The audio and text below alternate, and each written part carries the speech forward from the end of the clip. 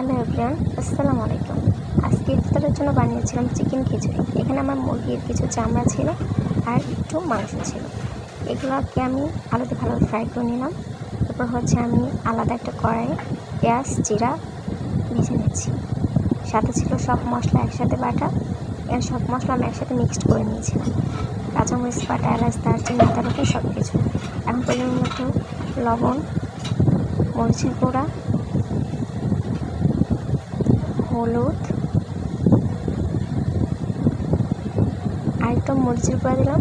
এরপর আমি চালটা ডাল নিয়ে একসাথে কষিয়ে নেব। এরপর ভালো করে কষানো শেষে আমি চিকেনগুলো দিয়ে দিব।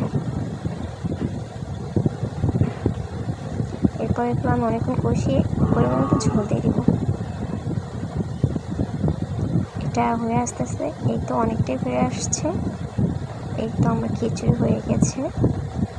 এটা ছিল সালাদ, সাথে ছিল ডিম ভাজি।